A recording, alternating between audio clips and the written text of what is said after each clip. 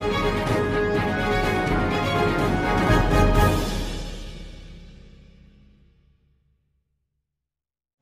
म्हणजे ही निवडणूक तुम्ही सगळेजण साक्षीदार आहात. गेल्या 20 वर्ष आपण मला सांभाळलं. 4 वेळेला मला आमदार केलं. केवळ आमदार नाही, प्रत्येक वेळेला मतदानाचा विक्रम करत गेला आपण. पहिल्या वेळेला मतदान मिळालं, त्याच्या दुसऱ्या वेळेला दुप्पट केलं, तिसऱ्या वेळेला चौपट केलं आणि चौथ्या वेळेला तर महाराष्ट्रामध्ये तुम्ही विक्रम केला. हे बदलापूर घडवतोय याचा मला अभिमान आहे आणि तुमच्या सगळ्यांना खऱ्या अर्थाने आशीर्वाद घेण्यासाठी यासाठी मी तुमच्या समोर उभा आहे. केवळ विकासाची दिशा घेऊन तुम्ही एका कार्यकर्त्याला, सर्वसामान्य कार्यकर्त्याला उभं केलंय. 20 वर्षाचा प्रवास जर आपण पाहिला तर बदलापूरचं परिवर्तन खूप मोठ्या झपाट्याने झालं. आज लोकसंख्या वाढीचं प्रमाण जर पाहिलं तर महाराष्ट्रात नाही, देशामध्ये अवर्ग नगरपालिका आहेत, त्यात सगळ्यात जास्त जर वाढ असेल लोकसंख्येची तर ती बदलापूर शहरामध्ये आहे. आणि केवळ वाढ नाही तर इथे येणारा माणूस प्रत्येकजण सुखी आणि समाधानी राहण्याचा प्रयत्न करत असतो. एक चांगल्या विचाराची माणसं बदलापूर शहरात आल्यामुळं आपल्या बदलापूरच्या विकासाला खऱ्या अर्थाने मला ताकद मिळाली. ही ताकद सोपी नाही. तुम्ही जे जे मनामध्ये आणलं ते आणण्याचा प्रयत्न आपण या मतदारसंघामध्ये केलेला आहे. चांगले प्रकल्प आणत असताना आपल्याला काही प्रकल्प तर असे आणलेत की आपल्या बदलापूर शहराची दिशा बदलणार आहे आणि त्या दिशेमध्ये आपण सर्वजण सामील होणार आहोत. या देशाचे केंद्रीय मंत्री आदरणीय गडकरी साहेब यांनी बदलापूरला एक वरदान दिले.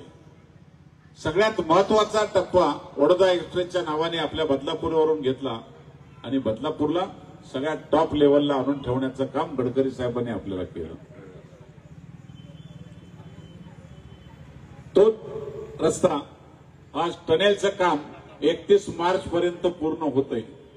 31 मार्चला ते काम पूर्ण होईल आणि 25 जुलैला वडोदरा एक्सप्रेसचा मुंबईकडे जाणारा, जेएनपीटीला जाणारा हा टनेल पूर्ण होऊन रस्ता पूर्ण नागरिकांना खुला केला जाणार आहे.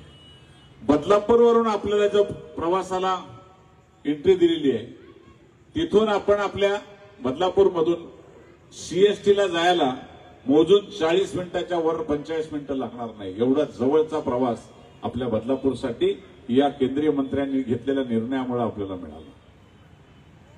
नवीन एअरपोर्ट होतो, 25 मिनिटांमध्ये आपण एअरपोर्टला पोहोचणार आहोत. आता सध्या 3 तास लागतात आणि त्यामुळं हे दळणवळणाची साधनं सगळ्यात महत्वाच्या टप्प्यामध्ये आपल्याला उपयोगात आली. दुसरे अजून त्याच्याकरता थांबलो नाही आपण. आपल्याला सिलपाटा, मुंबई, ठाणा या भागात जर जायचं असेल तर काटई, नेवाळी फाटा, त्याच्यानंतर परत लवडा आणि सिलपाटा 4 ठिकाणी ट्रॅफिक जाम होत असते आणि त्या ट्रॅफिकमधून बाहेर निघण्यासाठी आपल्याला तासंतास वाट पाहावी लागते. यासाठी नवीन एक पर्याय आपण सुचवला. टाटा कन्सल्टन्सीने त्याचा डीपीआर करून त्याला मंजुरी आपल्याला मिळाली. 10,800 कोटीचा रस्ता वाशी, तळोजा, मलंगडवरून आनंदनगरच्या मागच्या बाजूने, कात्रपच्या मागच्या बाजूने वडोदरा एक्सप्रेसला जॉईन करतोय आपण. 8 लेनचा रस्ता आहे, सगळ्यात टॉप लेवलचा. 10,800 कोटी रुपये त्याला मंजूर झाले आणि 20 मिनिटात आपण वाशीला पोहोचणार आहोत. हे सोपं गणित नाही. या युती सरकारने केलेलं बदलापूरसाठी खऱ्या अर्थाने वरदान आहे आणि बदलापूरची दिशा बदलवण्यासाठी हे सगळ्यात चांगल्या प्रकारचा निर्णय रस्त्यांच्या दळणवळणाच्या माध्यमातून झाले. आज आपण शिर्डीला प्रवास करणार, नाशिकला प्रवास करणार असो किंवा नागपूरला जाणार असो, शिर्डी 2 तासामध्ये आपण शिर्डीला पोहोचणार आहोत. सगळ्यात चांगलं काम नागपूरला जाण्यासाठी सुद्धा होत आहे. 5 तासामध्ये नागपूरला आपण पोहोचणार आहोत. एवढ्या चांगल्या सुविधा आणि दिल्लीला तर 10 ते 11 तासाच्या आत दिल्ली सुद्धा आपण गाठणार आहोत बाय रोडने. एवढं चांगलं दळणवळणाचं साधन हे आपल्या दृष्टीने मिळालंय. अजूनही एक रस्ता टाकतोय आपल्याला.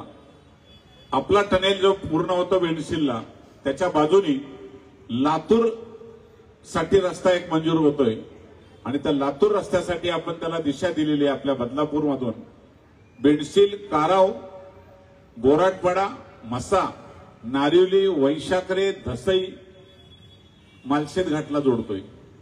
सगळ्यात चांगल्या प्रकारचा रस्ता, 6 लेनचा रस्ता तो सुद्धा करतोय. त्याच्या लवकरात लवकर निविदा निघतील अशा प्रकारचा MSRDC कडे चाललेला हा प्रकल्प, तो जर रस्ता झाला तर या बदलापूर शहराचा कायापालट व्हायला पुण्यासारखं स्वप्न आपल्या बदलापूरचं आपलं आहे. पुन्हा रेल्वेने डेव्हलप झालं नाही, पुन्हा डेव्हलप झालं ते नॅशनल हायवे सगळे जोडले गेले आणि पुन्हा 25-30 किलोमीटर पर्यंत लांबीपर्यंत गेलं.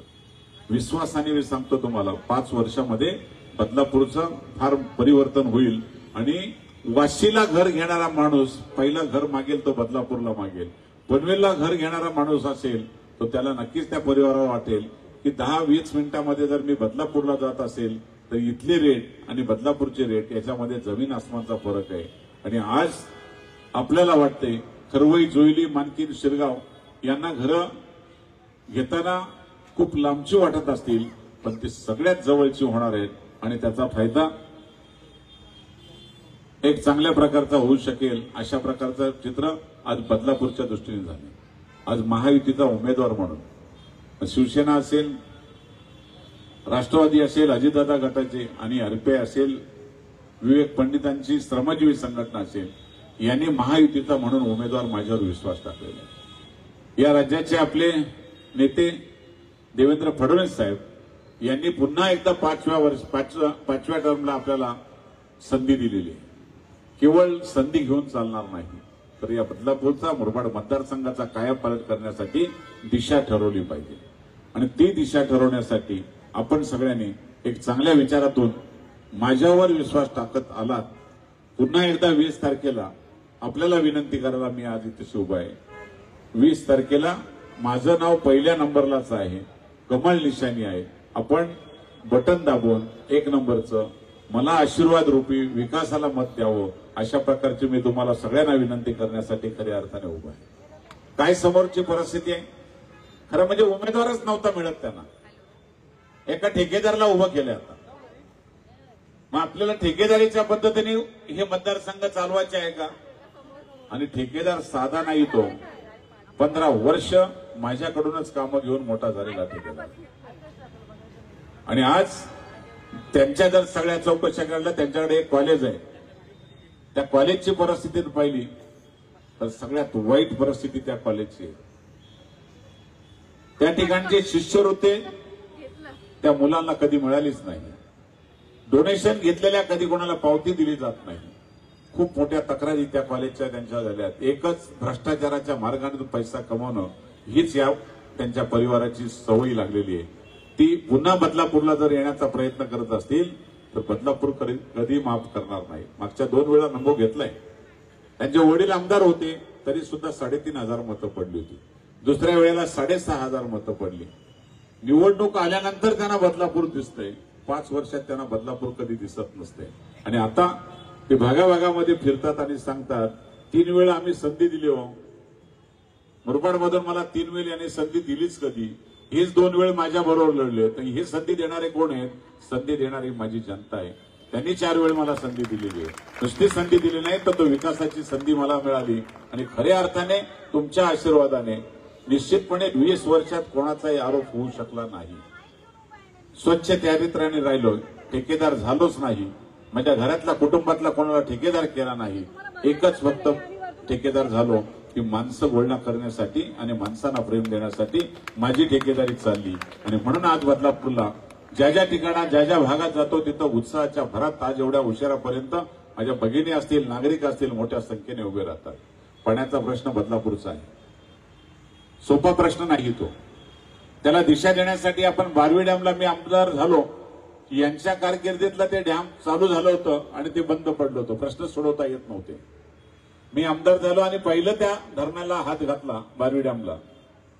1204 कुटुंबांना नोकऱ्या द्यायचा निर्णय आपल्या तत्कालीन मुख्यमंत्र्यांनी देवेंद्र फडणवीस असताना 1204 कुटुंबांचा ऐतिहासिक निर्णय दिला आणि बारवी डॅमच्या रस्त्याचं याचं बांधकामाची निविदा मार्गी लागली आणि बारवी डॅम पूर्ण झालं आणि पाण्याचा आपल्याला प्रश्न निकालात निघाला. आपल्याला रिझर्वेशन त्याच्यावर करून घेतलं आपण, पण मधले 2.5 वर्ष मागचं सरकार होतं त्यांनी त्याला आपल्याला मान्यता नव्हती दिली. आता आपल्या युती सरकारने त्या योजनेला आपल्याला मान्यता दिली. 10 जलकुंभ आणि पूर्ण स्वतंत्र अंबरनाथसाठी नाही, फक्त बदलापूरसाठी 275 कोटीची योजना आपली मंजूर झाली आणि त्याला मार्गी लावण्यासाठी निविदा सुद्धा निघाल्यात. 5 जलकुंभ त्याच्या अगोदर डिसेंबरला आपले पूर्ण होतील आणि पाण्याचा साठा वाढेल. असे 15 जलकुंभ आपल्या बदलापूर शहरात होऊन पुढच्या भविष्यातली 40-50 वर्षाची इन्व्हेस्टमेंट खऱ्या अर्थाने पाण्याच्या बाबतीत आपण करतोय. आता सध्या पाण्याची योजना आपली अंबरनाथ आणि आपली आहे. अंबरनाथला आपण स्वतंत्र योजना करण्याचा प्रस्ताव दिला होता. श्रीकांत शिंदे खासदार यांनी त्याला ती मंजुरी घेतली आणि आता बदलापूर पासून त्यांना फारकत देऊन स्वतंत्र योजना ही फक्त बदलापूरची राहील आणि बदलापूरच्या नागरिकांना खऱ्या अर्थाने दिलासा मिळेल. पाण्याच्या बरोबर आपल्याला खरी अडचण एक असते, एमएससीबीचा लोड आपल्या बदलापूरला खूप कमी झालाय. आणि लोकसंख्या वाढल्यामुळं गरज जी आहे त्याच्यापेक्षा कमी मिळतो आपल्याला.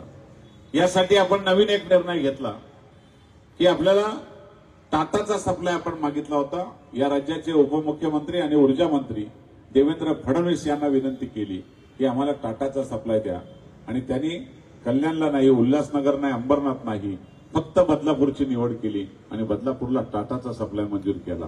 जागा ताब्यात मिळते.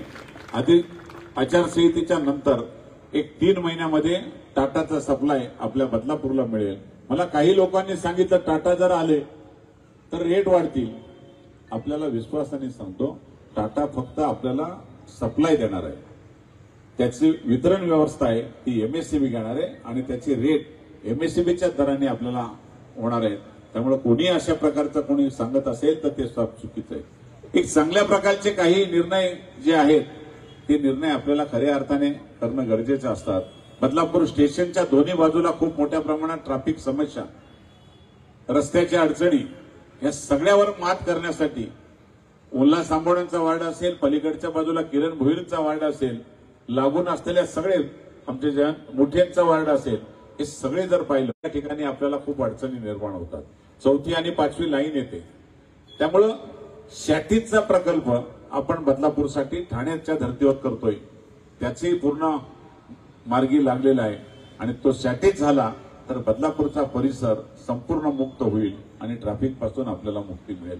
हे चांगले प्रकल्प ज्या वेळेला आणायचे असतील तर त्या टायमाला सरकार आपलं असायला सुधारली. याच योजनेला खो घालण्याचं जे उमेदवार आहेत त्यांच्या आमदारांनी केली होती. हायकोर्टामध्ये त्यांनी याचिका दाखल केली. हायकोर्टाने ती याचिका फेटाळली आणि आमच्या बहिणींना सांगेल की महाराष्ट्रामध्ये सगळ्यात जास्त लाडक्या बहिणींना जर निधी मिळत असेल तर तो माझ्या मुरबाड मतदारसंघात माझ्या कार्यकर्त्यांनी, माझ्या बहिणींनी सगळ्यांनी चांगल्या प्रकारचं नियोजन केलं. सर्वात महाराष्ट्रात 1 नंबरचं काम आपलं लाडक्या बहिणीचं झालंय ते आपल्या मुरबाड मतदारसंघात झालंय आणि त्याचा फायदा आज आमच्या बहिणींना होतो. खरं म्हणजे मिळेल आणि प्रत्येकाच्या घरी तशा प्रकारचं जर अनुदान मिळालं तर नक्कीच प्रत्येक भगिनीच्या हातामध्ये असं एक चांगलं सुसज्ज असं हॉस्पिटल त्या माध्यमातून मिळेल आणि आपल्याला चांगला आरोग्याचा सुद्धा दिलासा मिळेल. असे चांगले अजून खूप प्रकल्प आहेत. मेट्रोचा प्रकल्प आहे, ओव्हरब्रिजचा प्रश्न होता तो सुद्धा मार्गी लागलेला आहे. असे कितीतरी प्रकल्प आहेत. ते सांगायला गेलो तर पूर्ण वेळ जाईल. आज माझी पुन्हा एकदा आपल्याला विनंती आहे, माझ्या समोर प्रतिस्पर्धी नाही, माझ्या समोर एकच आहे, माझा विकास हाच माझ्या जनतेसाठी. त्याचसाठी मी खऱ्या अर्थाने तुमच्या समोर आलोय. पुन्हा एकदा विनंती करेल, मला 20 तारखेला आशीर्वाद द्यावा आणि कमल निशाणीवर बटन दाबून विजयी करावा विनंती करतो आणि थांबतो. जय हिंद, जय महाराष्ट्र.